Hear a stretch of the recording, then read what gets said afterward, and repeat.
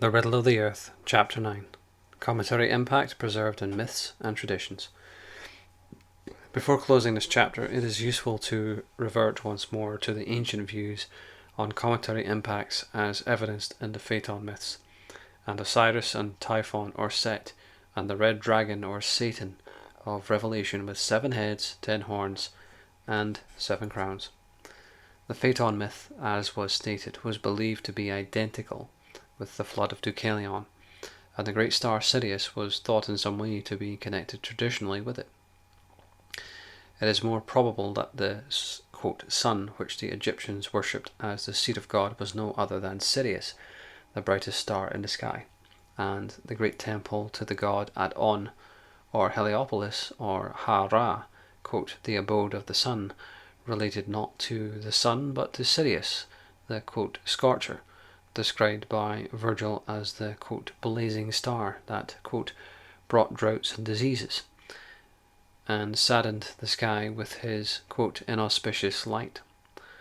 Sirius was of vast importance to the Egyptians, and by him they fixed their calendar, because once in every 164.5 years, in a cycle of 4 quadratures, making 658 years, he rises as the day star in the east a few minutes before the sun, and is alone visible.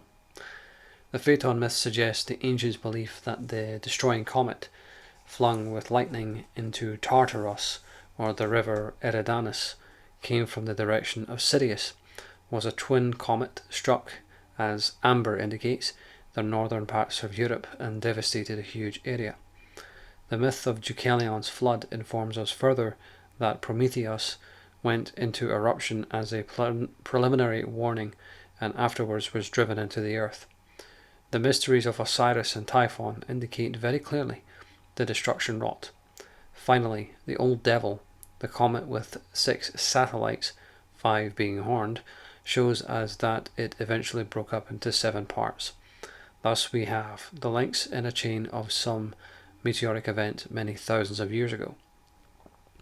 It is identical, doubtlessly, with the Battle of Marduk or Heracles, with the primeval monster Tiamat, when Marduk slew the great dragon which burst with quote, great winds, an Assyrian cuneiform inscription in the British Museum called the Nebuchadnezzar stele contains actually a zodiacal calendar of the date with a great serpent sprawling up one side of the stone, and may be interpreted as relating to a period from 9,500 to 11,000 years ago, but not allowing for a jump due to the new obliquity of the earth, which would lessen it considerably.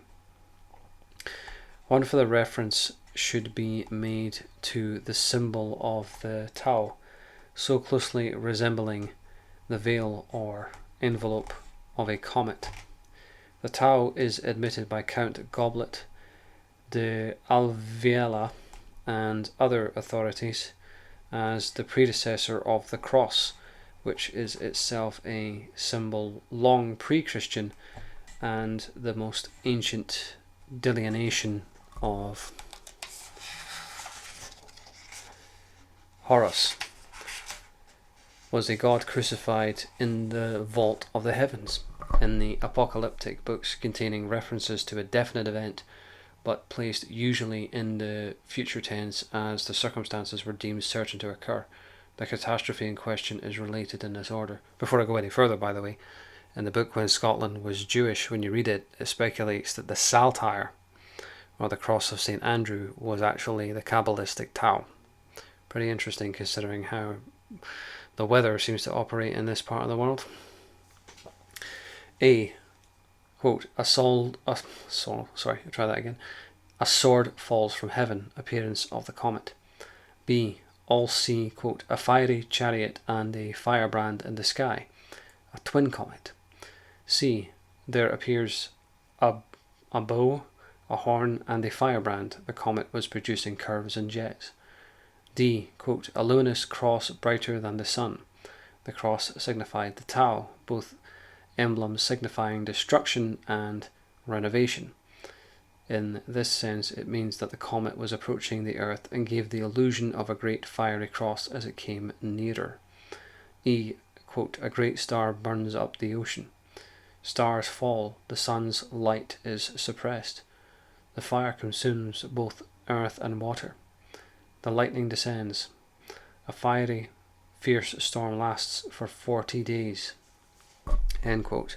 Footnote. W. Bousset, quote, The Antichrist Legend, page 232 to 240. Bousset, in this very valuable record of a remarkable period, states that the antiquity of the belief is as ancient as the duration of recorded time. Here are the effects of a vast delusion lasting for 40 days, and the memory of which was the real origin of Pentecost. A great deal of ancient Bible and classic history, or prehistory, is entirely misunderstood because chronology is demonstrably wrong both in years and sequence. This cometary impact of Phaeton is the key to all ancient history and also to ancient geography.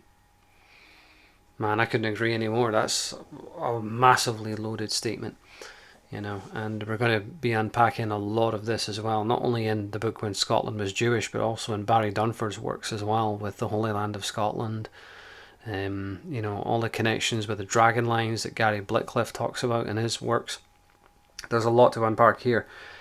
Now that little section, that is massively important going forward, because if ever there was a country rocked with tempestuous weather, it happens to be Scotland.